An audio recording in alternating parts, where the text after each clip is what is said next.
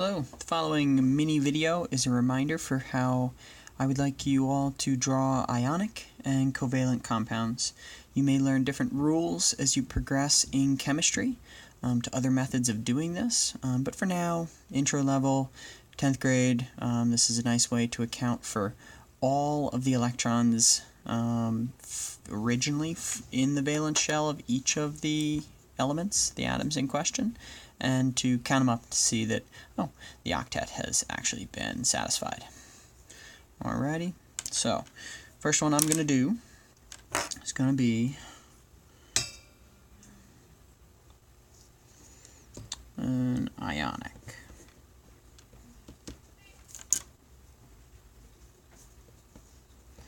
Bonded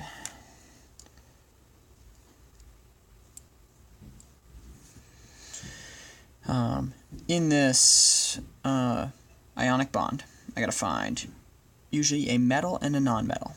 At the very least, I need something that has an electronegativity difference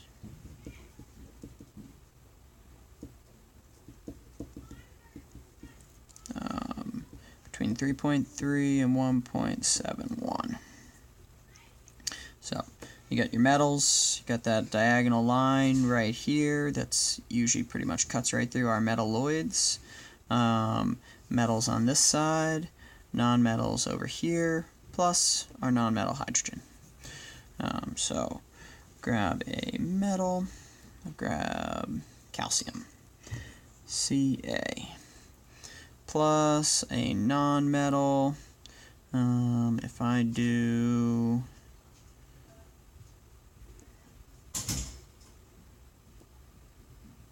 N, CaN, I get an electronegativity difference of 2, right?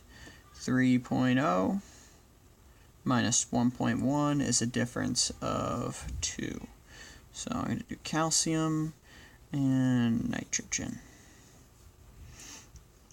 Alright, to figure out how they will, sorry, let me just do that real quick. 1.0, 3.0 electronegativities. 3.0 minus 1.0 gives me 2.0. Definitely in the middle, definitely ionic. Alright, how will they combine? Well, the shortcut for how they combine, or the long way, is you have to map out calcium giving up valence electrons, having them stolen by nitrogen. And nitrogen can accept 1, 2, 3, calcium only has 2. So you'd have to do this a few times to figure out how many calciums and how many nitrogens would be required to make this work. Or you do the shortcut. Calcium, when it gives up its 2 valence electrons, becomes 2 plus. Nitrogen, when it receives its 1, 2, 3 negative electrons, nitrogen becomes 3 minus. Another shortcut way of remembering this is your 1 minus group. They all like to become 1 minus ions, 2 minus, 3 minus. These are your anions, that if they gain 1 electron, they get the octet. If they gain 2 electrons, they have the octet. If they gain 3, like nitrogen, they have the octet. This group is 1 plus. If they get rid of an electron, they have their octet by getting rid of the outer one and having a full shell underneath. 2 plus, and if they're used, these guys will be 3 plus. We're not going to worry about what's in the middle. Alright, so Ca, crisscross rule, take that 2 down, take the 3 down, merge them together, you have Ca, 3, N, 2. Alright, the name of this, we've got the metal first, the non-metal second, or you've got the less electronegative first and the more electronegative second. Naming it, the metal or the less electronegative keeps its elemental name, calcium. The second element, the non-metal or the more electronegative, keeps most of its elemental name, but some part of the ending gets truncated to "ide," and "ide" gets added, so nitride. Nitrogen was original. nitride is what it is here. No prefixes. This is ionic, and we don't use prefixes in ionic because this is always the ratio they come together in due to giving out valence electrons and our shortcut of the crisscross rule.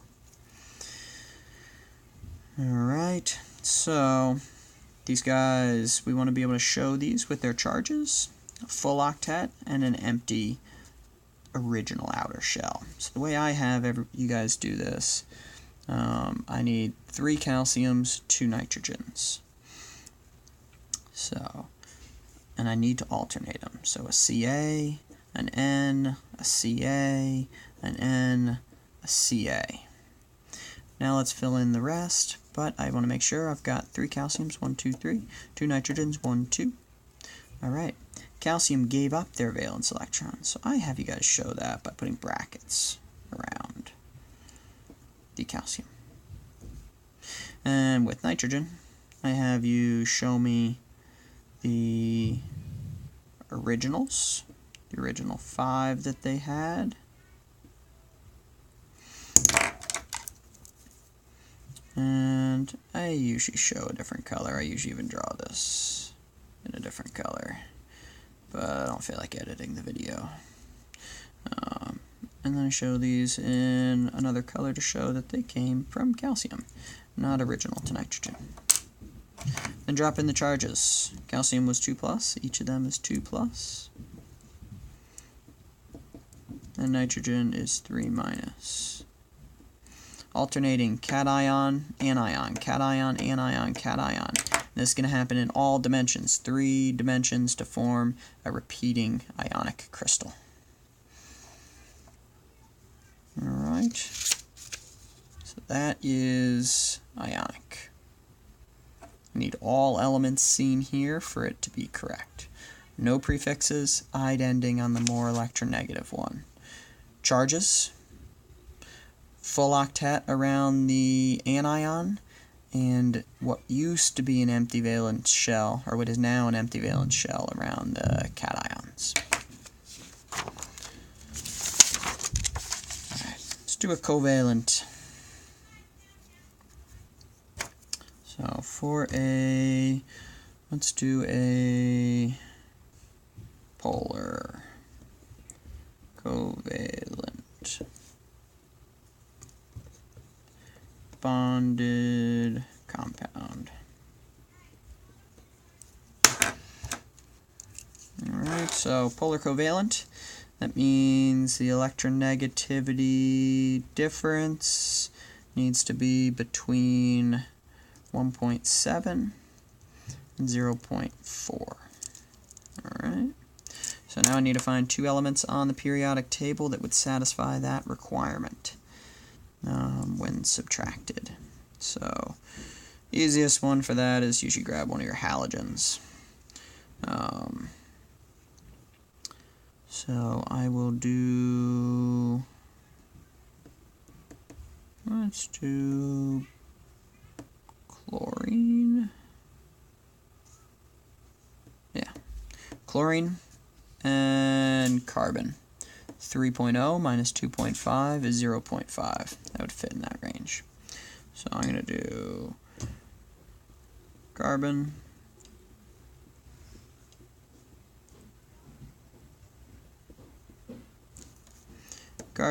its Lewis dot structure, and its electronegativity. And I'm going to do chlorine.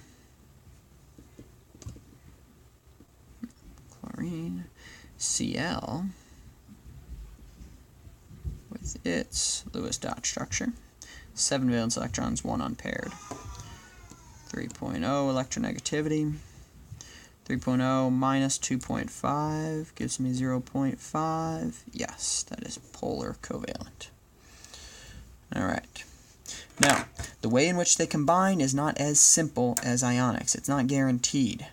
I could have 4 chlorines bonded to my 1 carbon. 1 chlorine here, here, here, and here. That would be the simplest way for them to combine. I'm going to show you a slightly more complex one,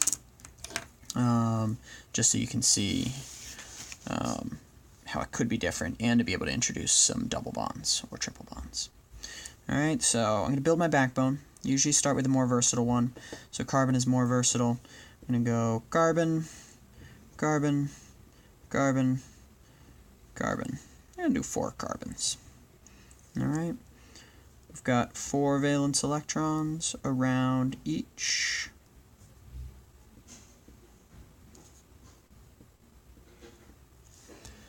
And they need to bond together. 1, 2, 3. A single bond, a single bond, a single bond. And now I've got at least my C4. Alright, so C4. Then I'm going to see how many chlorines I can fit in. If I only use single bonds, I can fit 1, 2, 3, 4, 5, 6, 7, 8, 9, 10 chlorines in. I'm going to make it a little fun and toss in a couple double bonds. Make a double bond here. Make a double bond here. Alright.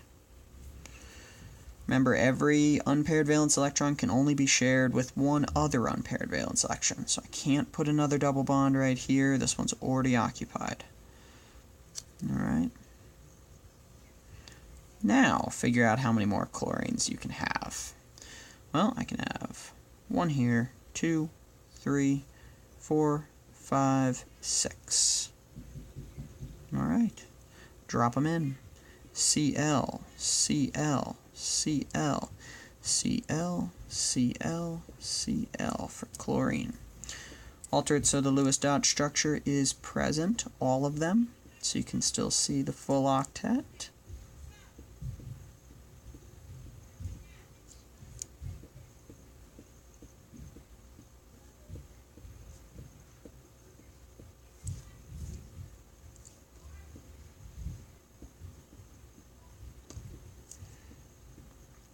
Tedious, I know, but it proves the octet. So let's just look at a few of these. This carbon has its original 4 plus 5, 6, 7, and 8. It has the octet. This chlorine has its original 7 plus this one shared gets 8. This carbon, original 4, 5, 6, 7, and 8. Nobody has broken their rules. Chlorine can bond only once. 1, 1, 1, 1, 1, 1. Carbon could bond 4 single bonds, or 4 covalent bonds. In this case, it was 2 singles and 1 double, but still 1, 2, 3, 4 covalent bonds. 1, 2, 3, 4. 1, 2, 3, 4. 1, 2, 3, 4. Everybody's good? This is C4. 1, 2, 3, 4, 5, 6. Cl6. Now this is covalent, so I must name it using prefixes. This becomes tetra, tetra for 4, carbon. Carbon gets to keep its name, no truncation of the name, but it does get a prefix. Chlorine gets a prefix and has to get truncated with the new "-ide" ending. 6 is hexa, chloride. So truncated ending to "-ide", prefix, keeps its name, prefix. Remember, the one exception to this is if the first element, the one that is lower in electronegativity, is only a single atom, you don't have to say mono. However, if it is the second one, you must say mono. Alright?